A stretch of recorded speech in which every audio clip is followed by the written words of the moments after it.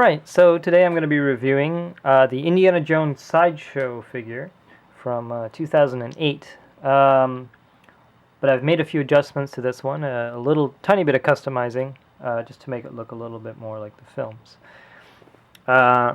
So, it's a pretty good figure actually, I like this.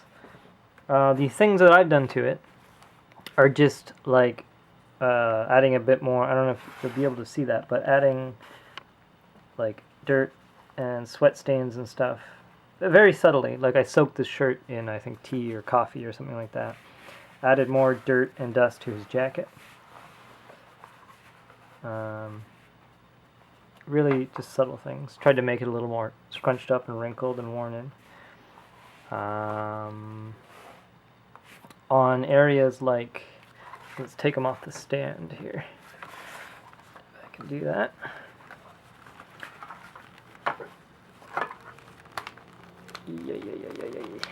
There we go.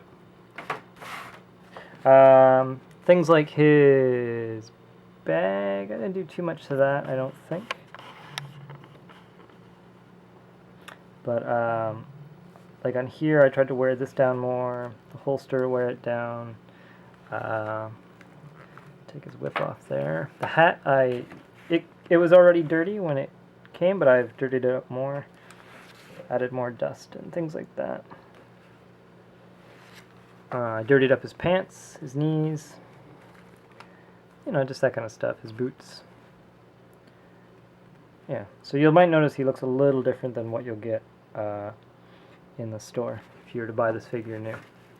Just wanted to let people know that before I review it. Okay, so let's take a look at the accessories. First we'll go through the hands. He comes, well, he's got two open gloved hands on, but he also comes with these fist hands. They're nicely done, good detail, I would say. They added a bit of paint onto the nails to give them a bit more depth, and I guess they would be kind of dirty. It is indie, so that's good. He came with two ungloved open hands. One's kind of dirty.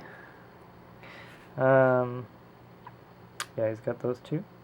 This is like a gun hand, and this is for his whip, I would guess. Once again, they did some detailing on the nails there. Inside, it's pretty good.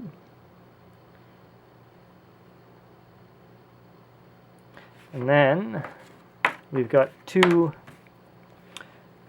fist gloved hands. Yeah. Lots of detail there, lots of paint application and stuff, because his gloves got pretty filthy in the movie. This is all based off the Raiders version of him, Raiders of the Lost Ark. But yeah, we got that. He comes with the sandbag that he uses to switch out when he takes the idol. This is the bag he puts in there. They did a really nice texture on it. And if you fit it into one of his hands, well, he's wearing the hand normally that would be holding it, but you can fit this into his hands there. But it should be the gloved hand, the open gloved hand. But yeah, you can see he can hold it pretty well. And then he's got the Coiled Whip. And this can either be held in his hand or be clipped onto the belt clip, or the whip clip on his belt. That's nice. I like how this is draped over and stuff like that. They did a good job on it. It looks pretty natural when it's hanging there. Then he's also got this whip, which has a wire running through it, so that if you really want, you can set up some kind of a pose. There's a few classic photos from the first movie of him whipping, and you could recreate that pretty well. Looks nice.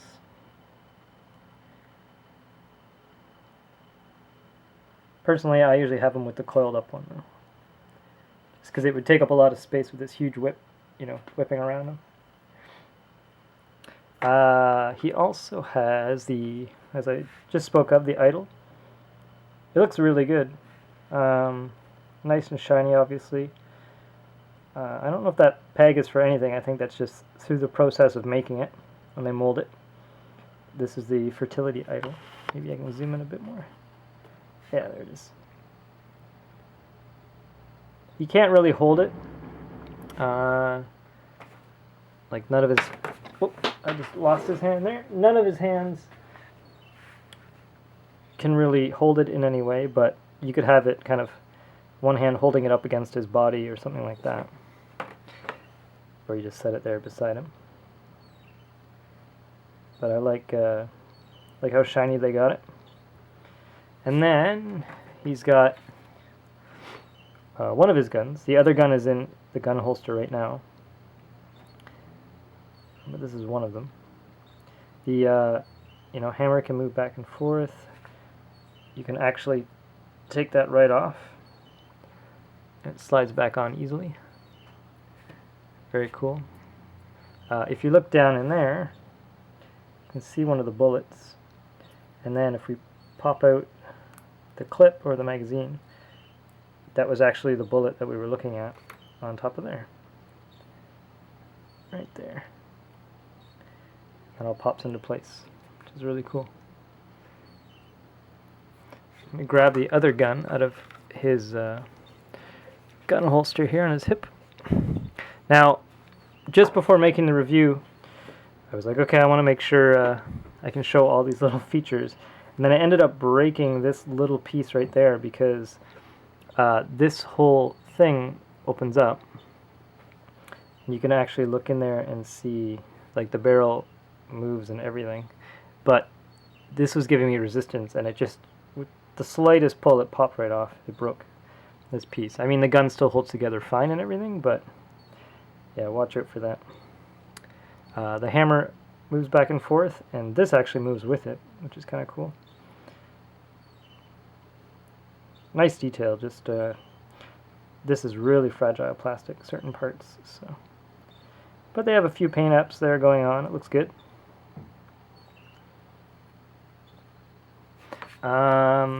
He came with a second hat, a second fedora. And you can kind of see how it's not quite as dirty as the one he's wearing. That's because I worked the other one in a bit more. But this is still pretty clean.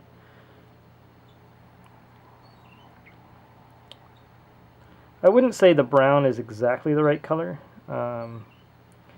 but the film does make the hat look darker than it is, so I can kind of understand why they went this route. Inside, there's this fake little satin lining that they glued in and this fake leather sweatband, which was a nice touch because I think a lot of companies would have just painted that white or just left it as is, right? But they went that extra step, which is cool. And I mean, it's fairly accurate to the real hat. And then we've got a, last but not least, a hatless Harrison Ford, which is a nice touch. I think it looks a lot like him. There is a newer one. So this one's from 2008, and there's a newer Raiders of the Lost Ark indie figure by, I think it was by Hot Toys. In some ways that other one's better, and in some ways it's not. I think this face actually looks more like Harrison Ford. They made a really thick, too muscular of a body, I think, for the new one. And his neck and stuff like that. And Harrison Ford was pretty lanky in the first indie movie and the first Star Wars movie. So I think that throws it off a little bit. But he has a very waxy skin in this. If you look at my review of the Luke Skywalker in the Bespin costume, you can see little pores and everything on that Luke. This indie, he was made before they really got into that. He does have texturing, like you can see wrinkles on his forehead and things like that. But he doesn't have quite that same level of realism. Although they did do a good job, I think. And they've got a little bit of gruff painted on there. you can see, there's a little bit of slop going on up in there in the hairline. Most people won't be keeping this head on it anyways, though, I would imagine. I think this would be a really good head to use if you want to make a Deckard figure from Blade Runner. If you can get the costume and the body, that would be great. But yeah, Harrison Ford's really hard to sculpt, and I think they managed to get that. I'll show a few little extra additional accessories that I've added in. There was a game, like a board game for Indiana Jones, and it came with these little pieces that represented different, MacGuffins from the movie. And so I took those and painted them and turned them into, additional pieces for this figure. Some of them are in scale. Like there's the cup, and I'd say that's almost in scale, maybe a bit small. You can see some of the original orange. They were just these bright orange things. So you can see that breaking through. So there's the cup, the Holy Grail. And we've got one of the Shankara stones. As a kid, Temple of Doom was definitely my favorite. I always thought it was the most fun. I know people give it a hard time, but I think that's just kind of... I'm an adult now on the internet complaining, so I'm going to say, oh, it wasn't as good. But when they were kids, they were sitting there absolutely loving it as they watched it. And it's one of the most adventure... I think the Raiders of the Lost Ark, is the best made film out of all four of them, and I think Temple of Doom is one of the most adventurous ones, because there's such crazy locations and things going on. So I was happy to get this Shankara stone for him. And it's pretty big size. Just compare it to one of his hands. It's a good size. So this was all orange too, like the cup, and I just painted it up and added a gloss. And it worked out pretty good. This is too small, but this was also... came with that game. A little board game. And that's the cup he has to drink out of in Temple of Doom.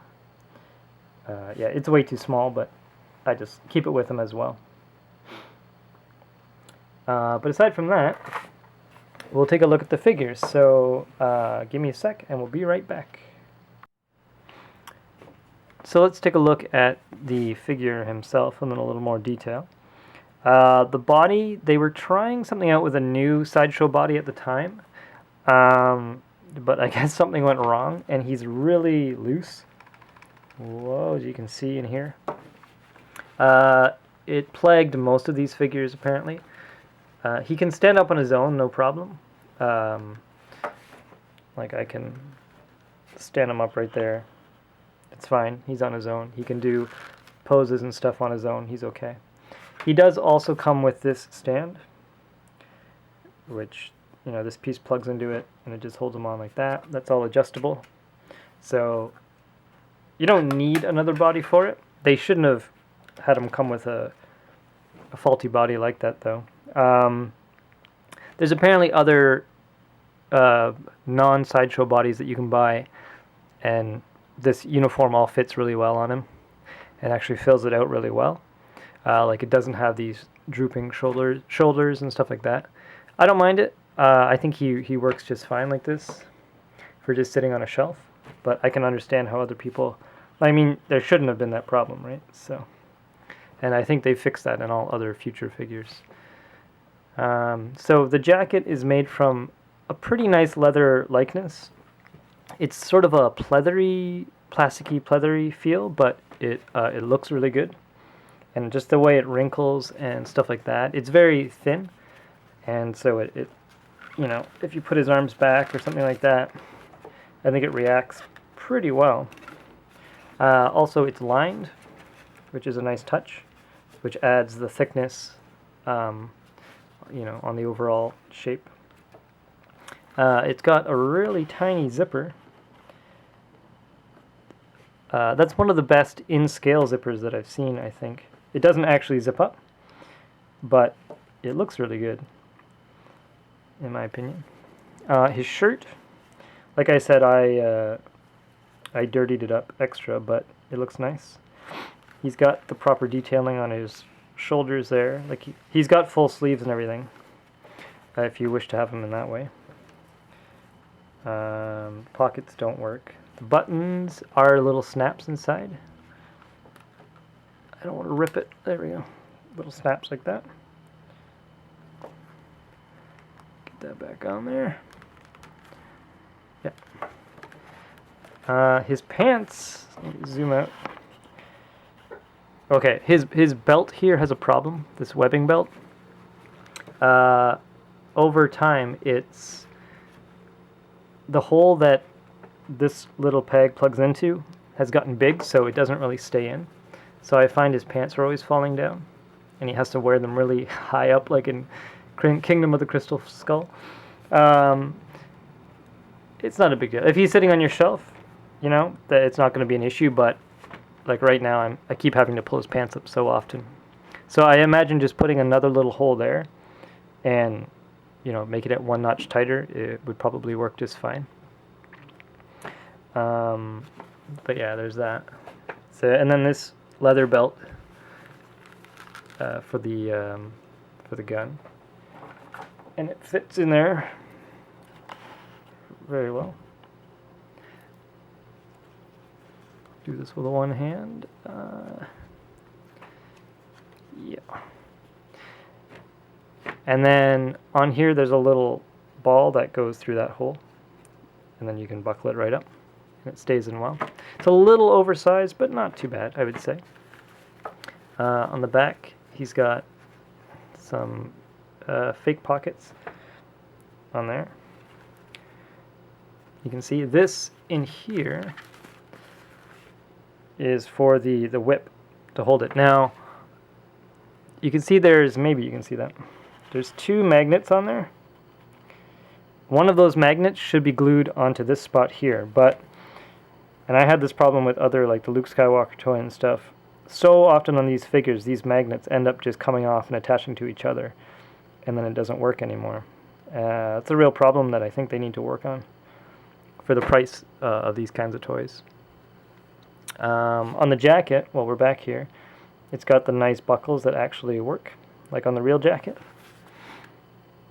to you know, cinch that together a bit extra. He's got his bag, the nice MK8, the real military gas mask bag. And this is a nice rendition of it. They've got the little holes in the bottom, and right on there. And it opens up, and inside, I've added this little, he's got a little ancient thing, but it's empty inside, but it does work. It can hold stuff if you want. And then it just closes. There's magnets here, and these magnets are okay, and they just close over like that, and it holds just fine.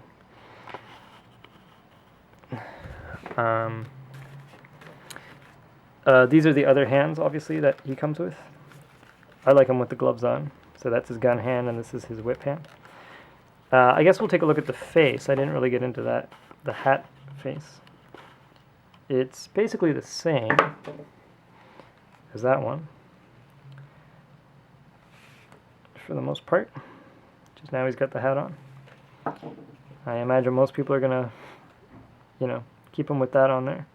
The hat maybe looks a little short. It's hard to say. It's pretty good. And they got the nice, like, see how the ribbon sits too far in front of the ear? That's, you know, how the real hat is. This kind of crooked warp, how it's up a little too much there, stuff like that. It's pretty nice. I think they knew they were going to get a lot of attention if they didn't do that right, or get a lot of flack from people. The bag strap is cool. It works how it really should. And so you see you've got the double strap and the adjustable little slider there. That's a nice touch. He's got his pants. I don't know, they're good. I like how they wrinkle up and stuff like that. They're baggy in a good way. The boots are the Alden 405s. So the accurate boot that Indy wore. If I can get it in there. Yep. They did a nice job on that. Looks good. I own a pair of these in real life, and they are excellent boots. I recommend them. They're very comfortable. And on the bottom, they got the stitching even on the bottom and everything. It's a really nice touch.